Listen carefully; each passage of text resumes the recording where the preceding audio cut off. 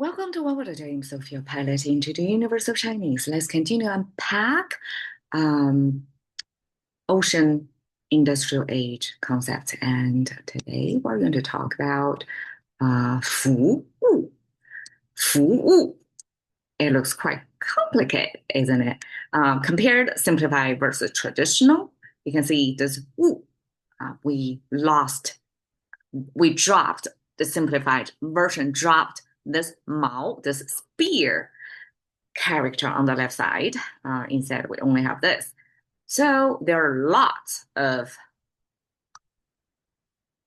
icons or pictographs to make this concept. Let's dive into fu. What is fu? We have the left side is a boat. We can view it as a two-seater kayak. This is the bow of the boat. And then the right side, I intentionally paste the concept of 皮, meaning skin. And it depicts the ancient skinning process. That's the dead animal body, the piece that you pick apart, de-skinned, and then this is your three-finger hand symbol. And we can see here, we just miss this skinning, the pick it apart, skin part. So it looks almost like the skin concept. And in this case, the total sum of this fu in today's language, it means serve. And the left side, the boat, plus the right side, it's a skin missing a part, right? My theory is why it is serve, because in here in this image, it doesn't have the skin part anymore, but the three-finger hand symbol reaching to supposedly animal dead body, and that is ancient, I guess. Even today's lingo, we call it leather, to create a leather, right? Or to pick apart the skin is the first step to start to make use of the dead animal body. Right? You take the skin first, and then you take the meat, and then the bones. Like everything, ancient clansmen, cavemen, hunter-gatherers, they have to make full use of that.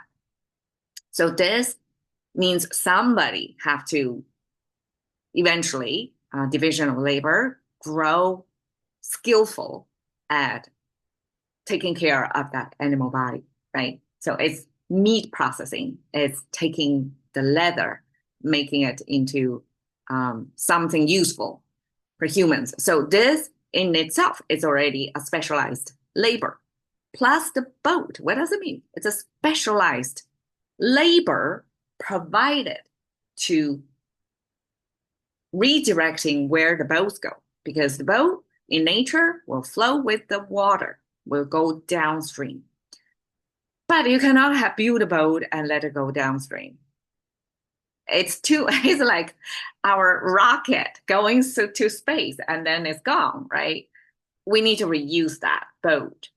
How? By pulling it back manually by a crew of, I guess, muscular man, pull the boat, go upstream.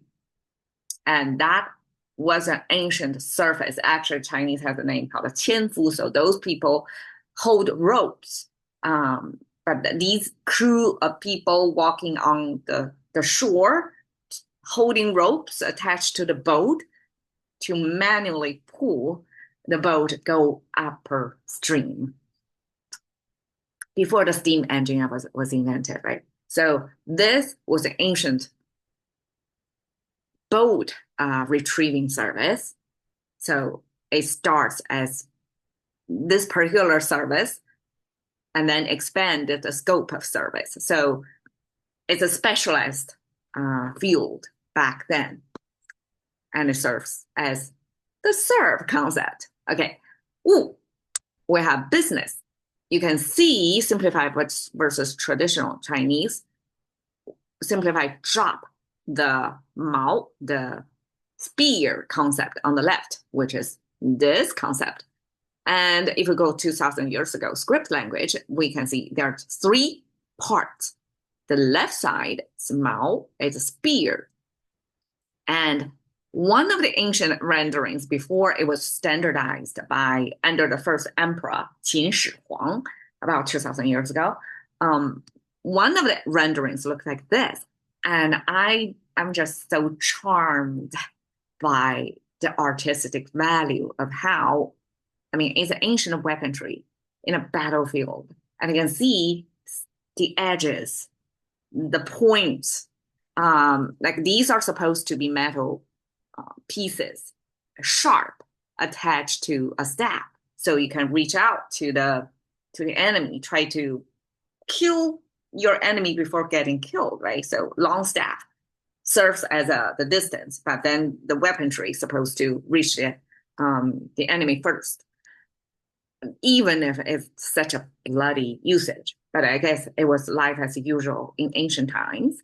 And this was captured into this beautifully rendered frame. And we can see how language serves as a further abstraction from reality. So it was used to be like two pieces on the left and one piece on the right. That's probably the original structure, or one of the popular ones of attaching the metal piece at the end of the staff or a pole.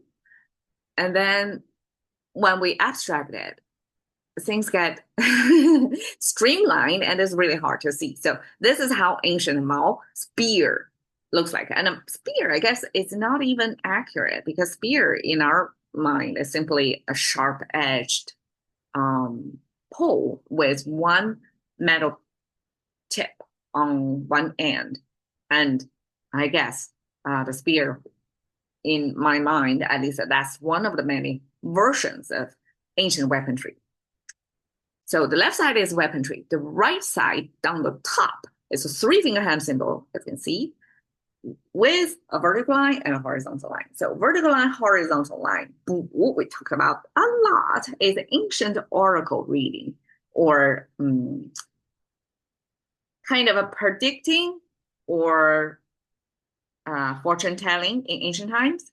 And that was the original meaning. It simply is a tool for ancient fortune tellers to tell their client what's going to happen.